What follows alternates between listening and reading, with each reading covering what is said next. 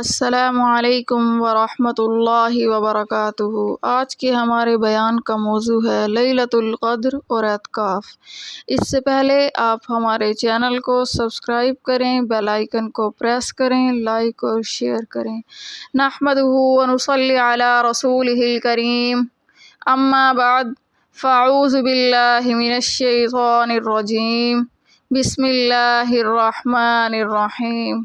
انا انزلناہ فی لیلۃ القدر وما ادراک ما لیلۃ القدر لیلۃ القدر خیر من الف شہر تنزل الملائکۃ والروح فیہا باذن ربہم من کل امر سلام سلام ہی حتی مطلع الفجر۔ صدق اللہ العظیم۔ عن ابی ہریرۃ قال قال رسول اللہ صلی اللہ علیہ وسلم من قام لیلۃ القدر ایمانا واحتسابا غفر له ما تقدم من ذنبہ۔ ہم نے اتارا ہے اس کو شب قدر میں، اور آپ کو کیا معلوم شب قدر کیا ہے؟ شب قدر بہتر ہے 1000 مہینوں سے۔ اترتے ہیں فرشتے اور روح اس میں اپنے رب کے حکم سے ہر کام پر۔ امان ہے وہ ہر رات صبح کے نکلنے تک۔ حدیث شریف میں ہے، رسول اللہ صلی اللہ علیہ وسلم کا ارشاد ہے کہ جو شخص لیلۃ القدر میں ایمان کے ساتھ اور ثواب کی نیت سے عبادت کے لیے کھڑا ہوا، اس کے پچھلے تمام گناہ معاف کر دیے جاتے ہیں۔ حضرت انس رضی اللہ تعالیٰ عنہ فرماتے ہیں کہ ایک مرتبہ رمضان المبارک کا مہینہ آیا تو رسول اللہ صلی اللہ علیہ وسلم نے ارشاد فرمایا، تمہارے اوپر ایک مہینہ آیا ہے جس میں ایک رات ہے جو 1000 مہینوں سے افضل ہے۔ جو شخص اس رات سے محروم رہ گیا گویا ساری ہی خیر سے محروم رہ گیا، اور اس کی بھلائی سے محروم نہیں رہتا مگر وہ شخص جو حقیقتاً محروم ہی ہے۔ حضرت عائشہ صدیقہ رضی اللہ تعالی عنہا رسول اللہ صلی اللہ علیہ وسلم سے نقل فرماتی ہیں کہ لیلۃ القدر کو رمضان کے آخری عشرے کی طاق راتوں میں تلاش کیا کرو۔ حدیث شریف میں ہے کہ رسول اللہ صلی اللہ علیہ وسلم کا ارشاد ہے کہ معتکف گناہوں سے محفوظ رہتا ہے اور اس کے لیے نیکیاں اتنی ہی لکھی جاتی ہیں جتنی کی کرنے والے کے لیے۔ محترم سامعین و سامعات، رمضان المبارک کا یہ آخری عشرہ ہے، اور یہ حسن اتفاق ہے کہ رمضان المبارک کا آج 21واں روزہ ہے۔ اسلامی تاریخ میں رمضان المبارک کی 21 تاریخ ایک بہت بڑی اہمیت اور عظمت والی تاریخ ہے۔ اس دن امیر المؤمنین خلیفۃ المسلمین رسول اللہ صلی اللہ علیہ وسلم کے چوتھے جانشین فاتح خیبر برادر پیغمبر صفدر و حیدر سیدنا حضرت علی بن طالب رضی اللہ تعالی عنہ کی شہادت ہوئی۔ ایک تو آج کے دن کی مناسبت سے میں حضرت علی کی سیرت پر گفتگو کروں گی، دوسرا ایک اہم موضوع جو اس مہینے کے متعلق ہے اس پر میں گفتگو کرنا ضروری سمجھتی ہوں، وہ اعتکاف کی عظمت اور فضیلت ہے۔ تیسری ایک اور اہم چیز ہے جس کی عظمت اور فضیلت کو خود قرآن کریم نے بیان کیا ہے، وہ لیلۃ القدر کی فضیلت ہے۔ میں اختصار سے یہ تینوں چیزیں آپ کے سامنے رکھنا چاہتی ہوں۔ اعتکاف کیا ہے؟ حضرت علی ابن ابی طالب کی شہادت کا واقعہ کیا ہے؟ سیرت علی سے ہمیں کیا کچھ سبق ملتے ہیں؟ اس واقعے کی تفصیل کا وقت نہیں ہے، اور سیرت علی کو کھول کر بیان کیا جائے تو ان واقعات کے لیے بھی بہت زیادہ وقت چاہیے۔ یقینی بات ہے کہ اعتکاف اور لیلۃ القدر کی باتیں رہ جائیں گی۔ یہ تینوں چیزیں بہت اہم ہیں، میں اسی مناسبت سے اختصار کے ساتھ گفتگو کرنا چاہتی ہوں۔ قرآن مجید کی جو سورت میں نے پڑھی ہے اس کا نام سورہ قدر ہے۔ اس سورت کا شان نزول علماء نے لکھا ہے کہ جناب محمد مصطفیٰ صلی اللہ علیہ وسلم نے کئی مرتبہ سابقہ کے واقعات بیان فرمائے۔ بنی اسرائیل کے ایک عالم کا تذکرہ کیا۔ ایک بڑا صاحب نسبت آدمی تھا، بڑا متقی اور پرہیزگار تھا، اور اسی سال تک مسلسل اللہ کی عبادت میں مصروف رہا۔ ایک روایت میں آتا ہے کہ رسول اللہ صلی اللہ علیہ وسلم वसल्लम ने अंबिया साबिकीन में से 4 पैगंबरों हज़रत अय्यूब अलैहिस्सलाम, हज़रत ज़करिया अलैहिस्सलाम, हज़रत हस्कील अलैहिस्सलाम, हज़रत यूशा अलैहिस्सलाम का तज़किरा किया और उनके मुताल्लिक़ इरशाद फरमाया कि वो लोग थे जिन्होंने 80-80 साल अल्लाह के रास्ते में जिहाद किया। एक रिवायत ये भी है कि एक मुजाहिद का ज़िक्र अल्लाह के पैगंबरों ने यूँ फरमाया कि वो 80 साल तक असले से लेस रहा, उसने किसी वक्त भी अपने जिस्म से हथियार नहीं उतारे, हत्ता कि जब सोता तो हथियार उसके साथ होते। सहाबा कराम में ये खूबी थी कि अल्लाह के नबी जब भी किसी नेकी का तज़किरा करते तो सहाबा कराम रिज़वानुल्लाह अलैहिम अजमाइन की तबीयत मचलती थी कि हम भी ये इबादत करें। एक सहाबी कहने लगे, अल्लाह के रसूल, वो लोग हमसे ताकत में भी ज़्यादा थे, हिम्मत उनमें भी ज़्यादा थी, उम्रें उनकी भी लंबी थी, इबादत भी उन्होंने कसरत से की है, हम हर लिहाज से उनकी निस्बत से कम हैं, हमारी उम्रें भी इतनी नहीं, हम इतनी इबादत भी नहीं कर सकते, हमारे अंदर इतनी ताकत और क़ुव्वत भी नहीं, हम मुसलसल जागें, दिन रात हथियार उठाकर चलते फिरते रहें, दिन रात मुसलसल एक ही काम में लगे रहें, हमारी मजबूरियाँ और ज़रूरियात ज़्यादा हैं, हम तो ज़रूरियात में इतने घिरे हुए हैं लोग हैं कि उन लोगों ने हमसे ज़्यादा इबादत की है। इसका मायने ये है कि वो बहुत फ़ाइक हो गए, हम बहुत पीछे रह गए। रसूलुल्लाह सल्लल्लाहु अलैहि वसल्लम खामोश ही थे कि जिब्राइल अमीन तशरीफ़ लाए और इस सूरत मुबारका को लेकर आए। इन्ना अंज़लनाहु फ़ी लैलतिल क़द्र वमा अदराका मा लैलतुल क़द्र लैलतुल क़द्र खैरुम मिन अल्फ़ि शहर, आखिर तक। अल्लाह रब्बुल इज़्ज़त फरमाते हैं, महबूब हमने इस कुरान मजीद को लैलतुल क़द्र की रात में उतारा है और आप क्या जाने कि लैलतुल क़द्र कितनी अज़मत और फजीलत वाली रात है।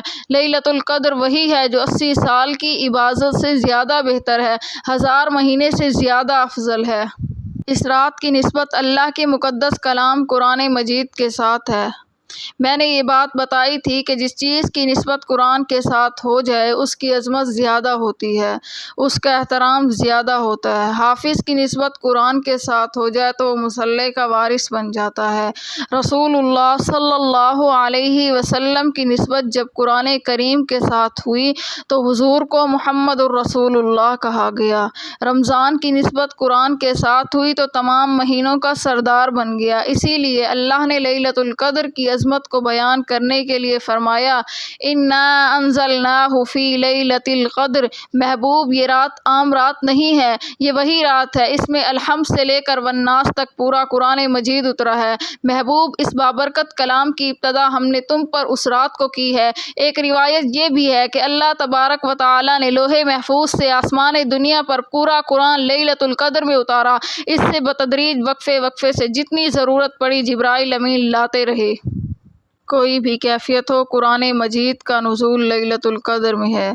इससे इस रात की अज़मत का अंदाज़ा लगाया जा सकता है कि ये रात कितनी अजीम है जिसमें अल्लाह ने अपने मुक़द्दस कलाम कुरान मजीद को उतारा है। अगर इस आयत के तर्जमे पर भी गौर करें तो आपको इसकी सारी वजाहत समझ आ जाएगी। अल्लाह रब्बुल इज़्ज़त फरमाते हैं, इन्ना अंज़लनाहु फ़ी लैलतिल क़द्र, हमने इज़्ज़त वाली रात में इस कुरान मजीद को उतारा है। कुरान को समझ लो, ये अल्लाह का कलाम है, मुक़द्दस कलाम है, अज़मत वाली किताब है। ये किताब जिसके सीने में चली जाए वो कितना अजीम होता है। जिस पैगंबर पर उतरी है वो नबी कितना अजीम है। जिस उम्मत के हिस्से में आई है वो उम्मत कितनी अजीम है। जिस महीने में आई है वो महीना कितना अजीम है। तुम इससे ये भी समझ लो कि जिस रात ये किताब उतरी है वो रात कितनी अजीम होगी। लैलतुल क़द्र, क़द्र का मानी है एहतराम, इज़्ज़त। एक मानी क़द्र का अंदाज़ा भी है। लैलतुल क़द्र इज़्ज़त वाली रात, एहतराम वाली रात, फजीलत वाली रात। या अगर इसका मानी अंदाज़ा कर लिया जाए तो इसका मफ़हूम ये होगा कि इस रात अल्लाह ताला आने वाले पूरे साल के अहकामात फ़रिश्तों के सुपुर्द करते हैं। इसका अंदाज़ा जो अल्लाह के मुक़द्दस इल्म में है, इस इल्म के मुताबिक वो फ़रिश्तों के सुपुर्द कर दिया जाता है। इसलिए इस रात को लैलतुल क़द्र कहते हैं। कुरान मजीद का कुछ अंदाज़े बयान ऐसा है कि दिलचस्पी पैदा करने के लिए, बल्कि उसके अंदर इश्तियाक पैदा करने के लिए कुरान इस अंदाज में बात पेश करता है, वमा अदराका मा लैलतुल क़द्र, आपको क्या मालूम कि लैलतुल क़द्र क्या है। ہے، یعنی تم لوگ نہیں سمجھ سکتے لیلۃ القدر کتنی عظیم رات ہے، کتنی برکت والی رات ہے، کتنی فضیلت والی رات ہے۔ اگر اس کو سمجھنا چاہتے ہو تو یوں سمجھ لو، قرآن اس کی عظمت کو بیان کرنے کے لیے کہتا ہے خیر من الف شہر، تو ایک رات ہے لیکن اس ایک رات کی عبادت 1000 مہینوں سے بہتر ہے۔ الف شہر 1000 مہینہ، 1000 مہینے کے اگر سال بنائے جائیں تو 83 سال 4 ماہ تقریباً بنتے ہیں، تو اس ایک رات کی عبادت 83 سال 4 ماہ سے بھی زیادہ بہتر ہے۔ اس میں ایک لفظ ہے، اس پر غور کریں، اللہ کہتے ہیں خیر من الف شہر، 1000 مہینے سے بھی بہتر۔ کتنی بہتر میں نہیں جانتی، کتنی بہتر آپ نہیں جانتے، کتنی بہتر۔ اگر آپ مجھے اجازت دیں تو میں ایک جملہ کہہ دوں، اللہ کے نبی نے بھی نہیں بتایا کتنی بہتر، اللہ رب العزت فرماتے ہیں 1000 مہینے سے بہتر۔ جس کو رب بہتر کہے اس کو رب بھی جان سکتا ہے۔ کتنی بہتر ہے اس کا اندازہ کوئی نہیں لگا سکتا۔ 1000 مہینے سے بہتر ایک رات ملی، اور اگر کسی خوش نصیب کو پوری 60-70 سال کی زندگی میں 2-4 بھی لیلۃ القدر کی راتیں مل جائیں تو آپ اس آدمی کا اندازہ لگائیں کہ وہ کتنا خوش نصیب ہوگا۔ قرآن کہتا ہے تنزل الملائکۃ، اس رات کو آسمان سے فرشتے اترتے ہیں، اللہ کی رحمتیں خاصہ نازل ہوتی ہے، اللہ اپنے بندوں کی طرف متوجہ ہوتے ہیں۔ حدیث پاک میں آتا ہے کہ اس رات کی عظمت کو تلاش کرنے کے لیے اللہ کے محبوب نے پہلے عشرے میں رمضان المبارک کا اعتکاف کیا، یہ رات نہ ملی۔ دوسرے عشرے میں محبوب نے اعتکاف فرمایا، یہ رات نہ ملی۔ تیسرے عشرے میں بھی اعتکاف فرمایا۔ جبرائیل امین نے آ کر بتایا کہ محبوب مصطفیٰ صلی اللہ علیہ وسلم اس آخری عشرے کی طاق راتوں میں سے ایک ایسی رات ہے جو لیلۃ القدر کی رات ہے جس کے لیے آپ نے اعتکاف فرمایا ہے۔ اس لیے آئندہ اپنی امت کو بتائیں کہ اگر وہ اعتکاف کریں، اس رات کو تلاش کرنا چاہیں تو لیلۃ القدر آخری عشرے کی طاق راتوں میں تلاش کیا کریں۔ علماء نے لکھا ہے کہ اللہ کے پیغمبر نے امت کو سبق سکھایا، مسئلہ بتایا کہ اب جب بھی اعتکاف بیٹھو تو رمضان کے آخری عشرے میں بیٹھو، اس لیے پہلے اور دوسرے عشرے میں اعتکاف کی ضرورت نہیں، آخری عشرے میں اعتکاف بیٹھ کر اس سنت کو ادا کر لیا کرو کہ ان راتوں میں جاگنا۔ اگر تمہیں لیلۃ القدر نظر نہ آئے تو اس کے انوارات نظر آئیں۔ ان راتوں میں سے چند لمحے ایک شخص جاگ لیتا ہے تو خیر من الف شہر، پوری رات جاگنا مقصود نہیں، مغرب سے فجر تک جاگنا مقصود نہیں، اس پوری رات میں سے ایک لمحہ بھی کسی کو میسر آ گیا، تراویح اس رات کی میسر آ گئی، تلاوت اس رات کی میسر آ گئی، درود پڑھنا اس رات کو میسر آ گیا، کسی کی خدمت کرنا اس رات کو میسر آ گیا، قرآن کا یہ نقطہ بتاتا ہے خیر من الف شہر، اس ایک رات کی تراویح 1000 مہینے کی تراویح سے بہتر، اس ایک رات کی تلاوت 1000 مہینے کی تلاوت سے بہتر، اس ایک رات کا جاگنا 1000 مہینے کے جاگنے سے بہتر، اس ایک رات کی خیرات 1000 مہینے کی خیرات سے بہتر۔ یہ ایک ایسی رات ہے کہ جس نے بھی زندگی میں اس کو ایک دفعہ بھی پا لیا وہ 1000 مہینوں سے بہتر۔ پوری رات نہیں جاگا، تھوڑا سا حصہ بھی مل گیا تب بھی وہ سعادت نصیب ہو جائے گی۔ معتکفین حضرات اس بابرکت مہینے میں اعتکاف بیٹھتے ہیں، توجہ کریں وہ لوگ کتنے خوش نصیب ہیں۔ اول تو اللہ کے گھر کے مہمان ہیں، 24 گھنٹے مسجد میں بیٹھے ہیں، پھر اگر آپ اس پر غور کریں کہ روزانہ یقیناً رات کو مسجد میں رہتے ہوئے کچھ حصہ بھی جاگتے ہوئے تلاوت بھی کرتے ہیں، عبادت بھی کرتے ہیں، رات کے تھوڑے سے حصے میں ایسا وقت بھی آتا ہے کہ جس وقت وہ تہجد پڑھتے ہیں، ہر طاق رات کو جاگتے ہیں، اس سے اندازہ ہوتا ہے کہ ان کی وہ طاق راتیں کبھی رائے گاہ نہیں جاتی۔ جس رات کو بھی یہ لیلۃ القدر ہوگی، یقیناً اگر ان کو نظر آئے یا نہ آئے، اس کو دیکھنا ضروری نہیں، اس کو محسوس کرنا ضروری نہیں، اس رات کو جاگنے اور عبادت کرنے کا اشارہ ہے۔ اگر عبادت کر لی ہے، آپ کو کوئی پتہ نہیں کہ کون سی رات لیلۃ القدر کی رات تھی، مگر آپ جاگ چکے ہیں تو اللہ تعالیٰ آپ کو ثواب سے محروم نہیں کریں گے۔ 1000 مہینے کی عبادت کا اجر پھر بھی آپ کے حصے میں لکھ دیا جاتا ہے۔ حدیث شریف میں آتا ہے کہ رسول اللہ صلی اللہ علیہ وسلم نے اس رات کو تلاش فرمایا۔ غور کرنا، حضور صلی اللہ علیہ وسلم کو بتا دیا گیا کہ محبوب فلاں رات لیلۃ القدر کی رات ہے۔ حضور علیہ السلام جلدی سے اٹھے امت کو بتانے کے لیے فلاں رات لیلۃ القدر ہے۔ رسول اللہ صلی اللہ علیہ وسلم مسجد کے دروازے تک تشریف لے گئے۔ اللہ کے حبیب نے کیا دیکھا کہ سامنے دو شخص لڑ رہے ہیں۔ جھگڑا تو اب ہماری فطرت بن چکی ہے، اس کو ہم اپنے اندر سے نکال نہیں سکتے۔ شریف لوگ بھی لڑتے ہیں، عام لوگوں کی تو بات ہی نہیں، مذہبی لوگ لڑتے ہیں، قابل اعتماد شخصیت ایک دوسرے کے ساتھ الجھتی ہیں اور پھر مہینوں نہیں سالوں تک ایک دوسرے سے گفتگو، کلام تک ختم، اسلام کلام ختم۔ ویسے ہم بڑے تہجد گزار ہوتے ہیں، بڑی بڑی تسبیحاں ہوتی ہیں، عملی طور پر ہماری حالت یہ ہے کہ ہم لوگ اس معاملے میں سب سے زیادہ کمزور ہوتے ہیں۔ رسول اللہ صلی اللہ علیہ وسلم نے فرمایا، میں تمہیں بتاؤں، نماز سے بھی بہتر عمل، روزے سے بھی بہتر عمل، زکوٰۃ سے بھی بہتر عمل، حج سے بھی بہتر عمل، احکامات تمام ایک طرف، لیکن مسلمان کا مسلمان کے ساتھ حسن سلوک سے پیش آنا، یہ تمام عبادتوں سے بڑی عبادت ہے۔ اللہ کے نزدیک جس عبادت کی اہمیت ہے، ہمارے نزدیک کوئی نہیں رہی۔ رسول اللہ صلی اللہ علیہ وسلم نے ان دونوں آدمیوں کو لڑتے ہوئے دیکھا۔ حضور علیہ السلام خاموشی سے پیچھے آ گئے۔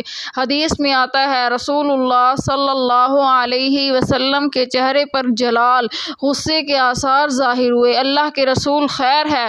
فرمایا، مجھے اللہ نے لیلۃ القدر بتائی تھی۔ ان دو آدمیوں کی لڑائی کی نحوست کی وجہ سے لیلۃ القدر میرے ذہن سے مٹا دی گئی، میرے دماغ سے محو کر دی گئی، اٹھا لی گئی۔ وہ کون سی رات ہے؟ ورنہ میں تمہیں بتاتا کہ یہ لیلۃ القدر کی رات ہے۔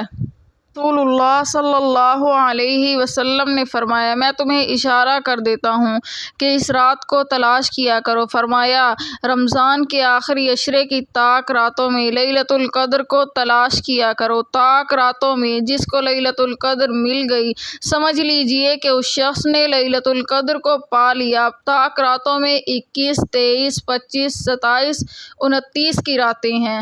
ان راتوں میں لیلۃ القدر کو تلاش کر لینا، سمجھ لینا، اگر تم جاگتے رہو تمہیں لیلۃ القدر مل چکی ہے، تم اس سعادت کو حاصل کر چکے ہو۔ اور اگر ان راتوں میں کوئی شخص نہیں جاگتا، فرمایا وہ بہت بڑا محروم ہے۔ میرے پیغمبر مصطفیٰ صلی اللہ علیہ وسلم کا یہ جملہ دل پہ لکھ لو، وہ بدبخت ازلی ہوگا جس کے نصیب میں ہدایت نہیں ہے، جس کے نصیب میں خدا کی رحمت نہیں ہے۔ وہ بدبخت اس رات کو ہدایت سے محروم ہو سکتا ہے، ورنہ کوئی آدمی محروم نہیں رہتا۔ جو بدترین انسان ہے وہ اس رات سے محروم ہوگا۔ رسول اللہ صلی اللہ علیہ وسلم نے فرمایا، طاق راتوں میں اس کو تلاش کرو۔ صحابہ کرام رضوان اللہ علیہم اجمعین کہتے ہیں، جب صبح حضور علیہ السلام اٹھے، رحمت للعالمین کی پیشانی پر مٹی اور گارے کے تھوڑے سے آثار تھے، جیسے زمین پانی سے بھیگی ہو، اس پہ کوئی سجدہ کرے۔ اس رات بارش ہوئی تھی اور حضور نے فرمایا یہ رات لیلۃ القدر تھی۔ بعض صحابہ کرام رضوان اللہ علیہم اجمعین کہتے ہیں، ہم پہچان گئے یہ 21 کی رات ہے۔ صحیح تحقیق علماء کی اس میں یہ ہے کہ آخری عشرے میں یہ طاق رات بدلتی رہتی ہے، کسی سال 21 کو، کبھی 23 کو، کبھی 25 کو، کبھی 27 کو، کبھی 29 کو آتی رہتی ہے۔ اور اس میں حکمت بھی ہے۔ میں ایک جملہ اور کہہ دیتی ہوں، یہ درست ہے کہ جھگڑے کی وجہ سے رات بھلا دی گئی، لیکن جو آدمی سامنے لڑ رہے تھے، یقینی بات ہے وہ مسلمان ہوں گے۔ جس مسلمان نے نبی کا زمانہ دیکھا ہے وہ پیغمبر کا صحابی ہے۔ صحابی کا عمل پھر بھی نیکی سے خالی نہیں رہتا۔ اگر حضور تعین کر کے بتا دیتے یہ رات لیلۃ القدر ہے، تو ان 5 راتوں میں کوئی آدمی جاگنے کی تکلیف تکلیف نہ کرتا۔ یہ جو اللہ کی ذات کا اشتیاق پیدا ہوتا ہے ہر رات جاگنے کا، تو یہ کہنے دیتے چھوڑو جی وہ ایک ہی رات ہے، اس رات کو جاگ لیں گے۔ دوسری بات یہ ہے کہ کوئی آدمی اگر بیماری کی وجہ سے، سفر کی وجہ سے، کسی پریشانی کی وجہ سے ایک رات نہیں جاگ سکا، دوسری رات جاگ پڑا، تیسری تک رات کو جاگا ہے، کم از کم اطمینان تو ہے کہ کوئی ایک رات ہوگی جس رات کا اجر اللہ مجھے عطا فرمائیں گے، ان راتوں کو جاگنے کا اجر بھی مل جائے گا، اگر ان میں لیلۃ القدر ہے وہ سعادت بھی مل جائے گی۔ اور اگر کوئی مریض آدمی ہے، وہ رات بتا دی جاتی ہے، اس رات کو وہ بیمار ہو جاتا ہے، اس رات کو وہ سفر پہ ہوتا ہے، اس رات کو وہ کسی پریشانی میں مبتلا ہوتا ہے، اس رات وہ کسی عزیز کی بیماری کی وجہ سے عیادت نہ کر سکتا، تو پورا سال حسرت اور افسوس میں رہتا ہے، ہائے وہ کتنی اہم رات مجھ سے رہ گئی، ہائے کتنی عظیم رات تھی جس میں میں عبادت نہ کر سکا۔ اس حسرت کو ختم کرنے کے لیے اللہ کے پیغمبر نے بتایا وقت متعین نہیں، ان آخری طاق راتوں میں مسلسل جاگا کرو، جو رات بھی ہوگی اللہ اس کا اجر تمہیں عطا فرما دیا کریں گے۔ ایک اور حکمت بھی ہو سکتی ہے، دیکھے خدا تعالیٰ بڑا رحیم ہے، اللہ اپنے محبوب کی امت کے گناہوں پہ پردہ ڈالنا چاہتا ہے۔ لیلۃ القدر جب 1000 مہینے سے بہتر ہے، اس کی ایک نیکی 1000 مہینے سے بہتر، ایک رات کی تلاوت 1000 مہینے کی تلاوت سے بہتر، اس کا جاگنا 1000 مہینے کے جاگنے سے بہتر۔ اس میں اگر کوئی آدمی گناہ کر بیٹھے، کیا خیال ہے اس کے گناہ کا کتنا بڑا گناہ ہوگا، جتنی نیکی میں اضافہ ہے جرم بھی اتنا بڑا کہلائے گا۔ ایک عام آدمی جھوٹ بولتا ہے، ایک کعبے میں کھڑے ہو کر جھوٹ بولے، آپ کہیں گے کتنا بدبخت ہے کہ اللہ کے گھر میں جھوٹ بول رہا ہے، جھوٹ یہاں کہے تب بھی جھوٹ ہے، مسجد سے باہر تب بھی جھوٹ ہے، وہاں بھی کبیرہ گناہ، یہاں بھی گناہ کبیرہ ہے، مگر کعبے جیسی مقدس جگہ پہ جھوٹ بول رہا ہے۔ اس سے بڑا مجرم اور کوئی نہیں ہو سکتا، مجرم ہی مجرم ہے جیسا جرم کرے، لیکن مسجد میں جرم کرتا ہے، کعبے میں جرم کرتا ہے، کسی اہم موقع پہ جرم کرتا ہے، جمعۃ المبارک کے دن جرم کرتا ہے، وہ بڑا مجرم کہلائے گا۔ اللہ چاہتے تھے میرے محبوب کی امت شرمسار نہ ہو، اگر خدا نہ خواستہ لیلۃ القدر ہوتی اور یہ معلوم ہو جاتا یہ رات لیلۃ القدر ہے، اس رات میرے پیغمبر مصطفیٰ صلی اللہ علیہ وسلم کا کوئی امتی کسی گناہ میں مبتلا ہوتا، اس کو گناہ کی وہ سزا اسی انداز سے ملنی تھی۔ اللہ نے اپنے محبوب کی امتیوں کے عیبوں پہ پردہ ڈالنے کے لیے لیلۃ القدر کو چھپا دیا ہے کہ طاق راتوں میں تلاش کر لیں، جس رات کو جاگو گے اللہ تمہیں لیلۃ القدر کا اجر عطا فرما دیا کریں گے، اور اس کو تلاش کرنے کے لیے سب سے زیادہ خوبصورت ذریعہ اعتکاف ہے، جس میں آج ہمارے خوش نصیب مسلمان بیٹھ چکے ہیں۔ حدیث میں آتا ہے کہ اعتکاف بیٹھنے والا آدمی ایسا ہے جیسے گناہوں سے پاک ہو چکا ہو، اللہ اس کے گناہوں کو دھو ڈالتے ہیں، اس پہ کوئی گناہ باقی نہیں رہتا۔ کیوں؟ اول تو پہلے عشرے میں رحمت تھی، دوسرے میں مغفرت ملی، اب جب آخری عشرہ آیا، پہلے حصے میں باہر کے کام کاج کرتا رہا، چلتا پھرتا رہا، بیوی بچوں میں رہا، یاروں دوستوں میں رہا، دوسرے عشرے میں بھی باہر تھا، لیکن جب تیسرا عشرہ آیا تو یہ سب کچھ چھوڑ کے خدا کے گھر ڈیرے ڈال کے بیٹھ گیا۔ جب آدمی ڈیرا ڈال کے بیٹھ جاتا ہے اور کہتا ہے اب میں یہاں سے نہیں اٹھوں گا، اللہ بیٹھا ہوں تیرے دروازے پر، جب تک تو مجھ سے راضی نہیں ہوتا میں یہاں سے نہیں جاؤں گا۔ دنیا میں بھی ایک فقیر کسی کے دروازے پر جائے، دوسری مرتبہ جائے، تیسری دفعہ جائے، 2-4 دفعہ جائے، اگلے آدمی کو لحاظ آتا ہے، کچھ جیب سے نکال کر دے ہی دیتا ہے، اور وہ فقیر ٹھکانہ لگا کر بیٹھ ہی جائے اور کہے دروازے پہ بیٹھا ہوں کچھ لوں گا تو جاؤں گا، آدمی کہتا ہے چلو یار اس کی بات پوری کرو، دو جو کچھ مانگتا ہے۔ جب بندہ سب کچھ چھوڑ کر رب کے دروازے پہ بیٹھ جائے اور کہے اللہ دیکھ تیرے دروازے پہ بیٹھا ہوں، تجھے راضی کرنا چاہتا ہوں، جب تک تو راضی نہیں ہوتا اس وقت تک میں یہاں سے ہٹنے کے لیے تیار نہیں ہوں، تو اس کی شان کریمی میں بھی جوش آتا ہے، فرشتوں اگر یہ اس طریقے سے آ کر بیٹھ گیا ہے اب میں بھی راضی ہوتا ہوں، میں اس کے گناہوں کو معاف کرتا ہوں، اس کو جنت میں بھیجتا ہوں، ہوں، میں اس کی تمام خطاؤں پہ درگزر کرتا ہوں۔ ایک تو مسجد میں بیٹھنے کی وجہ سے نگاہ محفوظ رہے گی، مسجد میں بیٹھنے کی وجہ سے کان محفوظ رہیں گے، زبان کی حفاظت ہوگی، نیکی کی طرف توفیق زیادہ ہوگی۔ مسجد میں مسلسل رہنا ایک مستقل عبادت ہوگی۔ اعتکاف میں رہنا مستقل عبادت ہے۔ رات کو سو جائے تب بھی اس کی عبادت ہے، روزہ ہو دن کو دن کی بھی عبادت ہے۔ رات کی عبادت یہ رات دن کی عبادت کا مجموعہ، پھر طاق راتوں میں بالخصوص جاگنا، یہ ساری سعادتیں صرف معتکف آدمی کو حاصل ہو سکتی ہیں، عام آدمی کو حاصل نہیں ہوتی۔ حضور نے فرمایا اعتکاف والے آدمی کو ان نیکیوں کا خدا اجر عطا فرماتے ہیں جو باہر والے کرتے ہیں، اعتکاف والے نہیں کر سکتے۔ ایک آدمی بیمار ہو گیا، آپ اس کی عیادت کے لیے گئے، معتکف آدمی سوچتا ہے کہ کاش میں بھی باہر ہوتا، میں بھی عیادت کر آتا۔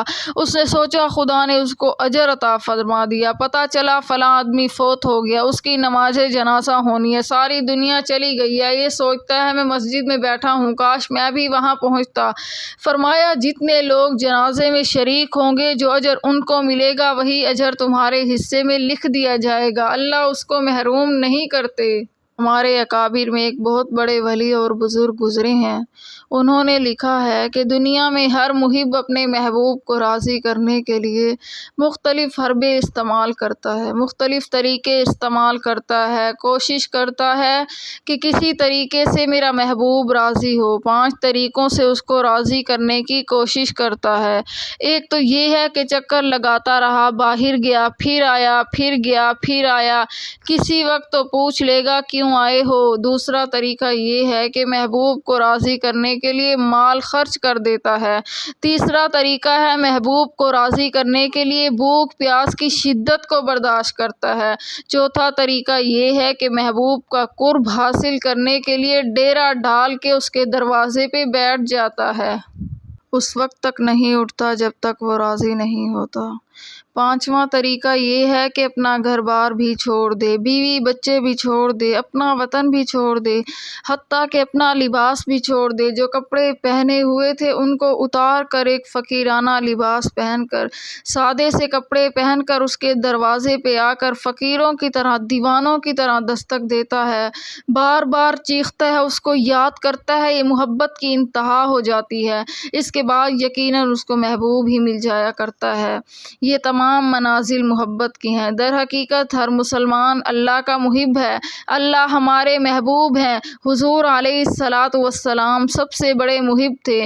محبوب وہ ہوتا ہے جس کی محبت میں محب بھوک پیاس برداشت کرے، تکلیفیں برداشت کرے، دھکے کھائے، پریشان ہو، طائف میں پتھر کھائے، دندان مبارک شہید کرائے، خاندان اللہ کے راستے میں قربان کرایا، سگے چچا کی لاش کے 13 ٹکڑے کرائے، چھوٹی چھوٹی بچیاں لے کر شیب ابی طالب کی قید بھگتی، یہ ساری پریشانیاں اللہ کے پیغمبر نے اپنے رب کو راضی کرنے کے لیے برداشت کی، یہ ساری محبت کی منزلیں طے کی۔ 5 منزلیں کون کون سی ہیں؟ سب سے پہلی منزل آدمی اپنے محبوب کے پاس آئے اور جائے، اس منزل کو منزل صلاۃ کہتے ہیں، جس کو ہم روزانہ پڑھتے ہیں، دن میں 5 مرتبہ اللہ کے دروازے پر آتے جاتے ہیں۔ دوسری منزل یہ ہے کہ محبوب کو راضی کرنے کے لیے مال پیش کرے، اس منزل کا نام زکوٰۃ ہے، زکوٰۃ بھی دیتے ہیں، رمضان میں فطرانہ بھی دیتے ہیں، شام کو افطاریاں بھی کراتے ہیں، مہمان نوازی بھی کرتے ہیں، دوست آئے تو اس کا اکرام بھی کرتے ہیں۔ یہ ساری کی ساری باتیں دوسری منزل ہے جس کا نام ہے زکوٰۃ۔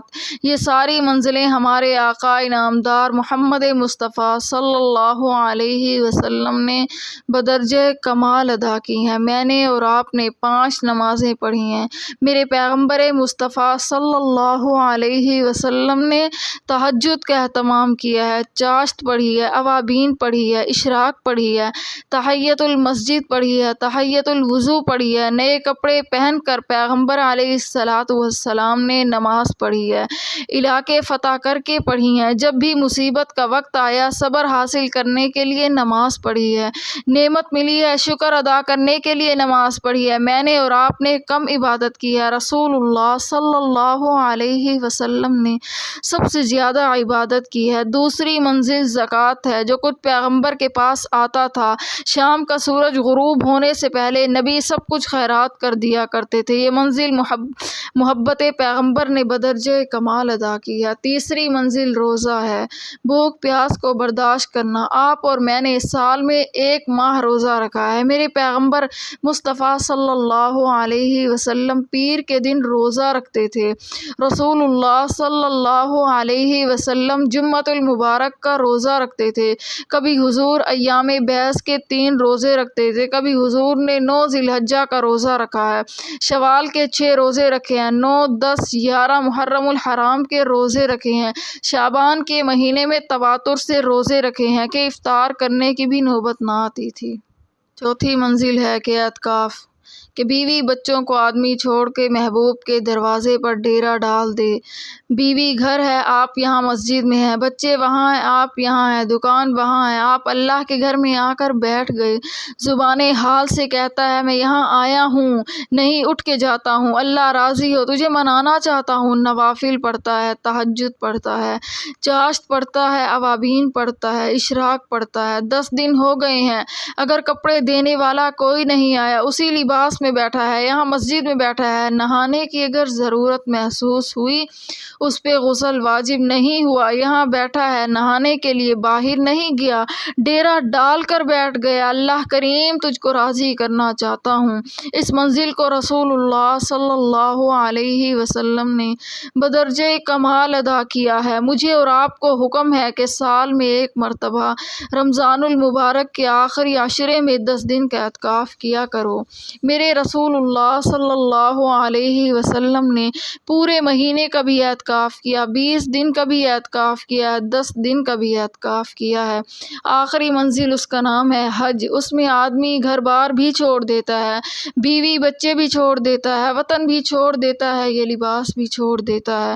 بڑا خوبصورت کرتا سجتا ہے، اتار کے رکھ دیا ہے، بڑا اچھی دستار باندھ رکھی ہے، اتار کے رکھ دی ہے، بڑی خوبصورت ٹوپی پہن رکھی ہے، اتار کے رکھ دی ہے، بڑی اچھی شلوار پہنی ہوئی تھی، ایک چادر باندھ لی ہے، بڑی خوبصورت اعلیٰ قسم کی جوتی پہن رکھی تھی، اتار کر سیدھی سادی چپل پہن لی ہے، بلکہ سر ننگا رکھا ہوا ہے، 2 کفن کے ٹکڑے پہنے ہوئے دیوانوں کی طرح۔ ایک مکان ہے جہاں ظاہری طور پر اندر بیٹھا ہوا کوئی آپ کو نظر نہیں آتا، کالے پتھروں کی بنی ہوئی ایک عمارت ہے، اس پہ کالے رنگ کا ایک غلاف چڑھا ہوا ہے، لیکن محب ہے کہ دیوانوں کی طرح اس کے ارد گرد چکر بھی کاٹتا ہے، لبیک کے نعرے بھی لگاتا ہے۔ کبھی ایسا وقت آتا ہے کہ ایک پتھر کے بوسے لیتا ہے، کبھی ایسا وقت آتا ہے کہ ایک جگہ رکن یمانی کو ہاتھ لگاتا ہے، کبھی ایسا وقت آتا ہے کہ باہر سے چکر لگا رہا ہے، کبھی ایسا وقت آتا ہے کہ ملتزم کو چمٹ کر رو رو کے دعائیں مانگ رہا ہے، کبھی ایسا وقت آتا ہے کہ مقام ابراہیم پہ سر سجدے میں ڈال کر نوافل پڑھ رہا ہے۔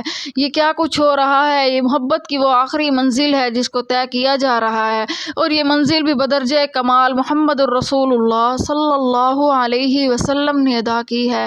ہر محب ان منزلوں سے گزرتا ہے، خوش نصیب ہیں وہ جنہوں نے اللہ کو راضی کرنے کے لیے یہ منزلیں طے کی ہیں، ورنہ یہ منزلیں دنیا میں طے ہو ہی جاتی ہیں۔ ہر آدمی کرتا ہے، کوئی دنیاوی محبوبوں کے پیچھے یہ منزلیں طے کرتا ہے، ان کے دروازوں کے دھکے کھاتا ہے۔ کئی لوگ اپنے اصلی محبوب کو راضی کرنے کے لیے اس کے پاک دروازے پر آ کر سر سجدے میں رکھتے ہیں اور وہاں اللہ کے حضور عاجزی کا اظہار کرتے ہیں۔ رمضان المبارک ایک ایسا مہینہ ہے جس مہینے میں یہ تمام عبادات جمع ہو جاتی ہیں۔ نماز رمضان میں، زکوٰۃ رمضان میں تقریباً لوگ ادا کرتے ہیں اور فطرانہ ادا کیا جاتا ہے۔ دوسری منزل بھی رمضان میں طے ہوتی ہے۔ تیسری منزل بھوک پیاس برداشت کرو، یہ منزل بھی رمضان میں طے ہوتی ہے۔ چوتھی منزل اعتکاف میں بیٹھ جاؤ، یہ منزل بھی رمضان میں طے ہوتی ہے۔ اور خوش نصیب ایسے بھی ہیں جن کو پانچویں منزل کعبے کے طواف کی رمضان میں نصیب ہو جاتی ہے۔ بہت کم لوگ ہیں جن کو یہ سعادت نصیب ہوتی ہے، اور کچھ نہیں تو 4 منزلیں آپ یہاں طے کرتے ہی ہیں۔ یہ اعتکاف ان اہم ترین منزلوں میں سے ایک منزل ہے۔ اور میرے پیغمبر مصطفیٰ صلی اللہ علیہ وسلم نے فرمایا، ایک دن کے اعتکاف پر اللہ رب العزت اتنا اجر عطا کرے گا کہ قیامت کے دن اس بندے اور جہنم کے درمیان 3 خندقوں کا فاصلہ ہوگا۔ ایک خندق زمین و آسمان کے فاصلے کے برابر ہوگی۔ جو ایک دن کا اعتکاف کرے اس کو اتنا اجر ملے گا، جو 10 روز اللہ کے گھر میں اعتکاف کے لیے بیٹھ جاتا ہے اس کو کتنا اجر ملے گا۔ حضرت عباس رضی اللہ تعالی عنہ مسجد میں اعتکاف سے تھے۔ ایک شخص آیا، غریب تھا، اس کے پاس کچھ نہیں تھا۔ اس نے اپنی ایک ضرورت پیش کی، کہا اگر آپ میرے ساتھ چلیں فلاں جگہ پر تو میرا یہ کام ہو سکتا ہے، میری ضرورت پوری ہو جائے گی۔ وہ لوگ سنیں جنہیں اپنے عبادت پہ گھمنڈ ہوتا ہے۔ حضرت عباس رضی اللہ تعالی عنہ اٹھے، جلدی سے مسجد سے باہر نکلے۔ کسی نے کہا حضرت آپ اعتکاف میں نہیں تھے؟ فرمایا اعتکاف میں تھا۔ کہا حضرت آپ کو پتہ نہیں تھا کہ میں اعتکاف میں ہوں؟ فرمایا پتہ تھا۔ کہا پھر باہر نکل آئے؟ فرمایا ہاں، جان بوجھ کے نکل آیا ہوں۔ کیوں؟ سیدنا ابن عباس رضی اللہ تعالی عنہ نے روضہ اطہر کی طرف دیکھ کر کہا صاحب روضہ نے یہ کہا ہے کہ آمنہ کے در یتیم نے یہ بتایا ہے کہ جو شخص کسی مسلمان کی جائز ضرورت کو پورا کر دے اللہ اس کو 10 سال کے اعتکاف کا اجر عطا فرما دیتے ہیں۔ یہ ایک دن کے اعتکاف کا اجر ہے۔ اللہ تعالیٰ بندے اور جہنم کے درمیان 3 خندقوں کا فاصلہ کر دیتے ہیں۔ جب ایک دن کے اعتکاف کا اجر اتنا ہے تو سال کے 360 دن ہوتے ہیں جس کو 10 سال کے اعتکاف کا اجر ملے گا۔ آپ اندازہ کریں وہ آدمی جہنم سے کتنا دور چلا جائے گا۔ یہ اللہ کے پیغمبر رسول اللہ صلی اللہ علیہ وسلم نے سبق سکھایا ہے۔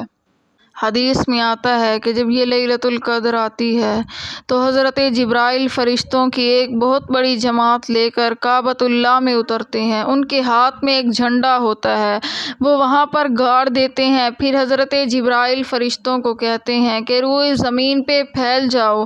وہ فرشتے پوری زمین پہ پھیل جاتے ہیں۔ اس رات عبادت جو آدمی کر رہا ہوتا ہے یہ فرشتے اس کے ساتھ عبادت میں مصروف ہو جاتے ہیں۔ وہ تلاوت کرتا ہے، یہ تلاوت کرتے ہیں۔ وہ ذکر کرتا ہے، یہ ذکر کرتے ہیں۔ وہ نوافل پڑھتا ہے، یہ بھی نوافل پڑھتے ہیں۔ وہ دعائیں مانگتا ہے، یہ اس کی دعاؤں پر آمین کہتے ہیں۔ پوری رات یہ منظر رہتا ہے۔ اور جب صبح ہوتی ہے تو یہ سارے فرشتے اپنے سید الملائکہ جبرائیل کے پاس جاتے ہیں۔ جبرائیل تمام فرشتوں کو لے کر اللہ کے حضور جاتے ہیں۔ جب یہ وہاں پہنچتے ہیں اللہ باوجود اس کے کہ علیم بذات الصدور ہیں، باوجود اس کے کہ سب کچھ جانتے ہیں، دلوں کے رازوں کو بھی جانتے ہیں، اللہ پوچھتے ہیں فرشتوں تم نے کس حال میں پایا میری مخلوق کو؟ یقیناً وہ جاگنے کی رات ہوتی ہے، بندے جاگ رہے ہوتے ہیں تو اللہ کے فرشتے کہتے ہیں اے اللہ ہم نے تیرے بندوں کو دیکھا گناہوں کو یاد کر کے روتے تھے، وہ تیری رحمت کے طلبگار بن کے روتے تھے، اپنے بڑوں کا تذکرہ کر کے ان کی مغفرت کی دعائیں کر رہے تھے، کوئی اپنی ہدایت تجھ سے طلب کر رہا تھا، کوئی قرآن کی تلاوت کر رہا تھا، کوئی سر سجدے میں ڈالے ہوئے تھا، کوئی عبادت میں مصروف تھا، کوئی تیرے پیغمبر مصطفیٰ صلی اللہ علیہ وسلم پہ درود پڑھ رہا تھا۔ اللہ راتوں کو رو رو کے تجھ سے مانگ رہے تھے، ہم نے تیرے بندوں کو اس حال میں دیکھا کہ شان کریمی جوش میں آتی ہے۔ اللہ رب العزت فرماتے ہیں فرشتوں مجھے بتاؤ میں اپنے ان بندوں کو اس نیکی کا کیا صلہ عطا کروں، کیا جزا دوں؟ فرشتے کہتے ہیں اللہ اس کا صلہ ان کے لیے اس سے بہتر اور کیا ہوگا کہ تو اپنی شان کریمی کے مطابق اس سے ان کو نواز دے جس کے یہ مستحق ہیں، اتنا صلہ ان کو عطا کر، اتنا بدلہ ان کو عطا کر۔ اللہ کہتے ہیں فرشتوں تم گواہ ہو جاؤ میں نے آج ان کی تمام لوگوں کے گناہوں کی مغفرت کر دی ہے، جنہوں نے عبادت کی ہے ان کی عبادات کو قبول کر لیا ہے، جنہوں نے نوافل پڑھے ان کے نوافل قبول ہو گئے، جنہوں نے صدقہ خیرات کیا ہے ان کی خیرات قبول کرتا ہوں، جنہوں نے دعائیں مانگی ہیں ان کی دعائیں پوری کروں گا، اور میرا وعدہ ہو گیا جن کی مغفرت کے لیے ان کے ہاتھ اٹھے ہیں سب کے گناہوں کو معاف کر کے پوری امت پہ جنت واجب کر دیتا ہوں۔ علماء نے لکھا ہے اس رات کو فرشتے کیوں بھیجے گئے؟ جب آدم علیہ السلام پیدا ہوئے تھے اللہ نے آدم کو بنایا تھا، اللہ نے یہی کہا تھا میں اپنا زمین پہ نائب بنا رہا ہوں، تو فرشتوں نے نے کہا تھا اللہ اس کو پیدا کرے گا جو خون خرابہ کرے، فساد کرے۔ اتجعل فیہا من یفسد فیہا ویسفک الدماء ونحن نسبح بحمدک ونقدس لک۔ کیا ہم تھوڑے ہیں تیرا ذکر اور تسبیح بیان کرنے کے لیے؟ ہم اس قابل ہیں کہ خلافت ہمیں ملے۔ اس رات اللہ فرشتوں کو بھیجتے ہیں کہ جاؤ دیکھو تو صحیح، تم کہتے تھے اللہ آدم کو پیدا نہ کر، زمین پہ فساد کرے گا، جا جبرائیل ہمارے فرشتوں کو لے کر جا، تمام فرشتوں کی جماعت کو لے کر جا، روئے زمین پہ پھیل جاؤ، تم نے کہا تھا یہ فساد کریں گے، اب جا کے دیکھو فساد کر رہے ہیں، یہ رو رو کے مجھے یاد کر رہے ہیں، یہ ایک ایسی بابرکت رات ہے، اسی لیے اللہ فرشتوں کو بھیجتے ہیں۔ تنزل الملائکۃ والروح فیہا، اس رات فرشتے اترتے ہیں اور اس میں روح بھی اترتا ہے۔ غور کریں روح کیا چیز ہے، اس پہ علماء کے مختلف اقوال ہیں۔ روح سے مراد کون سی چیز ہے جو اس رات روح اترتا ہے؟ علماء نے لکھا ہے کہ روح فرشتے کا نام ہے، جیسے جبرائیل فرشتوں کے سردار اور مقرب ہیں، ایسے وہ اللہ کے ہاں جبرائیل سے بھی زیادہ مقرب ہے۔ یہ پورے سال میں کبھی زمین پر نہیں اترتا، اس رات یہ فرشتہ زمین پر اترتا ہے اور محبوب کی امت کے اعمال کا ملاحظہ کرتا ہے۔ یہ دوسرا مطلب یہ لکھا کہ روح سے مراد خود جبرائیل امین ہیں کہ حضرت جبرائیل کی یہ صفت تھی۔ تیسرا مطلب یہ لکھا ہے کہ روح سے مراد حضرت عیسیٰ علیہ السلام ہیں۔ حضرت عیسیٰ کو ہم روح اللہ کہتے ہیں۔ عیسیٰ کیوں آتے ہیں؟ حضرت عیسیٰ آسمانوں پر زندہ ہیں، یہ مسلمانوں کا عقیدہ ہے۔ حیات مسیح کا منکر کافر ہے، یہ مسئلہ ذہن میں رکھ لو۔ حضرت عیسیٰ علیہ السلام اس رات اترتے ہیں، بیت اللہ میں آتے ہیں، آ کر امت مسلمہ کے اعمال کو دیکھتے ہیں۔ چونکہ حضرت عیسیٰ علیہ السلام کی ایک دعا اللہ کے ہاں قبول ہوئی، تمام پیغمبروں نے دعا مانگی تھی کہ اللہ ہمیں آخر الزمان محمد الرسول اللہ صلی اللہ علیہ وسلم کی امت میں سے بنا دے۔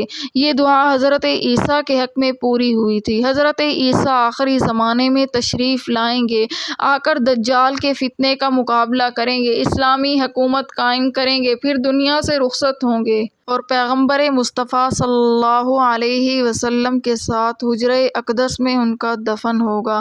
اور حضور فرمایا کرتے تھے کہ صدیق اور عمر دو نبیوں کے درمیان قیامت کے دن اٹھیں گے، ایک طرف میں محمد الرسول اللہ صلی اللہ علیہ وسلم ہوں گا، دوسری طرف عیسیٰ علیہ السلام ہوں گے، درمیان میں صدیق اور فاروق دونوں ہوں گے۔ حضرت عیسیٰ کو تو ہر لیلۃ القدر کی رات اللہ اپنی شان کریمی سے اتارتے ہیں اور وہ امت محمدیہ کے اعمال کو دیکھتے ہیں، خوش ہوتے ہیں، اور یہ رحمت خدا کے غروب و شمس سے لے کر صبح طلوع فجر تک پوری رات ٹھاٹھے مارتی ہے، حتیٰ کہ اللہ اپنی شان کریمی کے مطابق آسمان دنیا پر جلوہ افروز ہوتے ہیں، اور اللہ خود یہ کہتے ہیں کوئی رزق کا طلبگار ہو میں اس کو رزق عطا کروں، کوئی مغفرت کا طلبگار ہو میں اس کے گناہوں کو بخش دوں، کوئی مجھ سے مانگنے والا اس کو عطا کر دوں، ہے کوئی میرے سامنے دامن پھیلانے والا میں جھولی کو بھر دوں، تم آؤ میں دینے کے لیے تیار ہوں، طلب کرو عطا کرنے کے لیے تیار ہوں، دامن پھیلانے کی دیر ہے، بھرنے کی دیر نہیں، ہاتھ اٹھانے کی دیر ہے، قبولیت کی دیر نہیں، رونے کی دیر ہے، رحمت برسانے کی دیر نہیں، تمہاری طلب میں تاخیر ہو سکتی ہے، خدا کی عطا میں تاخیر نہیں ہو سکتی۔ پوری رات یہ اللہ کی طرف سے آواز آتی ہے اور اللہ اپنی شان کریمی کے ساتھ آسمان دنیا پر آ جاتے ہیں۔ لیلۃ القدر میں اللہ مہمان ہے۔ میں کتنی خوش نصیب ہوں، آج بادشاہوں کا بادشاہ، کائنات کا مالک، داتا، آقا اور خدا، آج وہ میرا مہمان ہے۔ جب کوئی کسی کے گھر جاتا ہے تو وہ مہمان ہی ہوتا ہے، اور یہ زمین اور آسمان ہمارا گھر ہے، اس کے درمیان ہم رہتے ہیں۔ زمین کے اوپر، آسمان کے نیچے اللہ اپنے عرش سے اتر کر اپنی شان کریمی کے مطابق جو بھی اس کی شان ہے ہم اس کا تصور نہیں کر سکتے، اللہ کریم آ جاتے ہیں آسمان دنیا پر۔ میں آج رب کا میزبان ہوں، وہ میرا مہمان ہے۔ اب اس مہمان کو دینا کیا ہے؟ التحیات للہ والصلوات والطیبات، سجدے پیش کرنے ہیں، رکوع پیش کرنے ہیں، نیاز مندیاں پیش کرنی ہیں، عاجزی پیش کرنی ہے، رونا پیش کرنا ہے، درخواست پیش کرنی ہے۔ یہ سب کچھ اس بادشاہ کے سامنے پیش کر رہے ہیں کہ جب خدا میرا مہمان ہو گیا تو جبرائیل سمیت سارے فرشتے میرے دربان بن کر آ گئے۔ اگر اس مسجد میں وقت کا صدر آ جائے، جب صدر آئے گا تو کیا خیال ہے کمشنر ساتھ ہوگا کہ نہیں، ڈی سی ساتھ ہوگا کہ نہیں، شہر کی انتظامیہ اس کے ساتھ ہوگی کہ نہیں، یہ سارے ہوں گے۔ میرا مہمان صدر ہے، وہ کس لیے آئے ہیں؟ وہ اس کے دربان بن کے آئے ہیں۔ میں کتنی خوش نصیب ہوں، اتنی بڑے کو دعوت دی ہے۔ میرے پاس تو کبھی پولیس کا سپاہی نہیں آیا، آج گورنر میرے دروازے پہ ہے، کمشنر میرے دروازے پہ ہے، انتظامیہ بھی میرے دروازے پہ ہے۔ کیا بات ہے، یہ سارے دروازے پہ دھکے کھا رہے ہیں، میں بڑے ٹھاٹھ سے اپنے مہمان سے باتیں کر رہی ہوں۔ یہ میرا اپنا کمال نہیں، اس مہمان کی آمد کا اعزاز ہے۔ یہ آیا ہے، وہ اس کی وجہ سے آئے ہیں۔ وہ فخر سے کہتا ہے، جبرائیل تو نے میرے پاس کب آنا تھا؟ تو صرف وہی لے کر آمنہ کے درے یتیم کے پاس آیا کرتا تھا۔ یہاں پہ اسرائیل نے کب آنا تھا؟ میکائیل کب آتا ہے؟ فرشتے کب آتے ہیں؟ ملائے اعلیٰ کے فرشتے کب اترتے ہیں؟ میرے ساتھ فرشتوں کا کیا کام ہے؟ وہ اتنی بلند مخلوق، میں کم تر آدمی، وہ میرے پاس کیسے آئیں گے؟ لیکن آج لیلۃ القدر کو اللہ اپنی شان کریمی کے ساتھ آسمان دنیا پر جلوہ افروز ہوئے ہیں، تو جبرائیل بھی دربان بن کر، میکائیل بھی دربان بن کر آئے، اسرافیل بھی دربان بن کر، تمام فرشتے اس بادشاہ کی وجہ سے میرے مکان کو لپٹے ہوئے ہیں، جو ویسے کبھی چل کے نہیں آتے تھے، آج اس کی وجہ سے آئے ہیں۔ مجھ جیسا بھی کوئی خوش نصیب ہوگا جس کے مکان پہ آج خدا مہمان بن جائے، فرشتے اس کے دربان بن جائیں۔ اس سے بڑا دنیا میں خوش نصیب کون ہو سکتا ہے؟ مسلمانوں، اس سعادت کو حاصل کرو، بڑی سعادت ہے، ہم اس کا تصور نہیں کر سکتے۔ رسول اللہ صلی اللہ علیہ وسلم نے فرمایا، اس لیلۃ القدر میں حتیٰ مطلع الفجر، پوری رات یہ شان کریمی جوش میں رہتی ہے، حتیٰ کہ جب طلوع فجر کا وقت آتا ہے، فرمایا اس وقت یہ فرشتے واپس چلے جاتے ہیں۔ اللہ کے نبی محمد مصطفیٰ صلی اللہ علیہ وسلم کا ارشاد ہے کہ اللہ تمام لوگوں کی اس رات مغفرت کر دیتے ہیں، کوئی بھی محروم نہیں رہتا، مگر 4 شخص ایسے ہیں جن بدبختوں کی اس رات بھی مغفرت نہیں ہوتی۔ سب سے پہلا شخص، من اشرک باللہ شیئا، جو اللہ کے ساتھ کسی کو شریک ٹھہراتا ہے، مشرک تسبیحاں پڑھے، چلے کاٹے، ذکر اذکار کرے، جتنی بھی بڑی عبادت کرے، اللہ کے ہاں اس کی کوئی عبادت قبول نہیں، ساری کی ساری خاک میں ملا دی جاتی ہے، اس کا اگر کوئی صلہ ہے تو دنیا میں مل جاتا ہے، قیامت میں اس کا کوئی صلہ نہیں۔ دوسرا، رسول اللہ صلی اللہ علیہ وسلم نے فرمایا، اس رات کو وہ بدبخت جو مسلمانوں کے لڑانے کے در پہ ہے، یا جن کے سینے میں بغض اور حسد کی آگ جل رہی ہے، اللہ ان کی بھی مغفرت نہیں کرتے۔ میں سارے لوگوں سے درخواست کروں گی، ہاتھ جوڑ کر آپ سے کہوں گی، خدا کے لیے اپنے دلوں سے کدورت کو نکال دیں۔ اس جھگڑے کی وجہ سے ہم لیلۃ القدر کی تعین سے محروم ہوئے۔ آپ سے درخواست ہے کہ حسد چھوڑ دیں، حسد ایک ایسی بدترین برائی ہے۔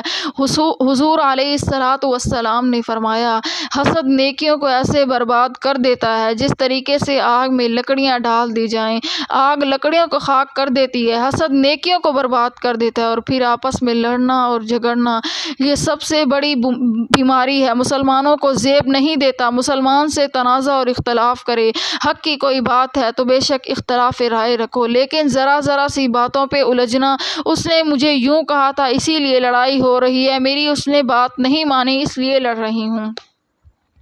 تیسرا آدمی، رسول اللہ صلی اللہ علیہ وسلم نے فرمایا، وہ شخص جو نشے کا عادی ہو، شراب کا عادی ہو، اس بدمعاش کی بھی اس رات مغفرت نہیں ہوتی۔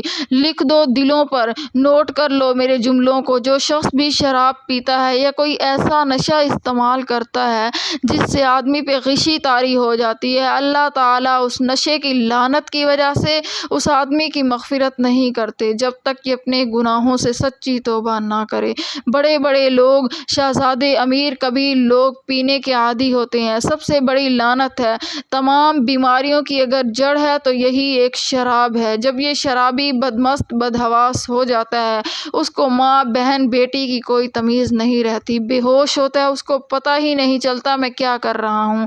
رسول اللہ صلی اللہ علیہ وسلم نے ارشاد فرمایا، چوتھا وہ شخص ہے، یہ بات دل کی گہرائیوں سے سن لو، بالخصوص نوجوان نوجوانوں سے کہوں گی وہ میرے اس جملے کو نوٹ کر لیں۔ رسول اللہ صلی اللہ علیہ وسلم نے فرمایا، جس شخص کے والدین اس سے ناراض ہیں اور یہ ان کو راضی نہیں کر سکا، اس بابرکت رات میں بھی اس کمینے کی مغفرت نہیں ہوتی۔ ماں باپ یا ان میں سے کوئی ایک زندہ ہے، وہ راضی نہیں ہے، جب فوت ہوئے ہیں، ناراض ہو کر گئے ہیں، تو اس آدمی کی مغفرت نہیں ہوتی۔ اس مغفرت کا طریقہ ضرور ہے۔ ایک تو یہ کہ ان کے لیے مغفرت کی دعا شروع کر دی جائے اور ان کی روح کو ایصال ثواب کیا جائے، ان کے لیے مغفرت کی دعائیں مانگی جائیں، ان کے لیے صدقہ جاریہ میں سے کوئی ایسا عمل کر دیا جائے جس کا اجر ان کی روح کو پہنچتا رہے، تاکہ ان کی روح تمہارے لیے دعا مانگے، تمہارے گناہ معاف ہوں۔ اور ایک طریقہ اس کا اللہ کے نبی نے بھی یہ بتایا کہ اگر کسی کا والدین فوت ہو گیا تو اپنے والدین کے دوستوں سے تعلق رکھے۔ اگر اماں دنیا سے رخصت ہو گئی تو اپنی والدہ کی سہیلیوں سے حسن سلوک کرے، ان کو اپنی والدہ کا مقام دے، انہی کی طرح ان کا احترام کرے، اور پھر ان رشتہ داروں کے پاس آنا جانا رکھے۔ ان کے دل سے دعا نکلے گی تو اس کے گناہ معاف ہو جائیں گے۔ 4 آدمی ایسے منحوس ہیں جن کی اس رات مغفرت نہیں ہوتی، باقی ہر گناہگار کی اللہ تعالی مغفرت فرما دیتے ہیں۔ دعا ہے کہ اللہ رب العزت اس مہمان ماہ رمضان کی عظمت اور شان اور اس کی شوکت آن کے مطابق اس کے احترام کی توفیق بخشے۔ اللہ تعالی ہم سب کو اعمال صالحہ کی توفیق دے، رمضان المبارک کی تمام برکات حاصل کرنے کی توفیق عطا فرمائے۔ دعا ہے کہ اللہ تعالی ہم سب کو اعتکاف کی سعادت نصیب کرے اور اعمال صالحہ کی توفیق بخشے، آمین۔ وآخر دعوانا ان الحمد للہ رب العالمین۔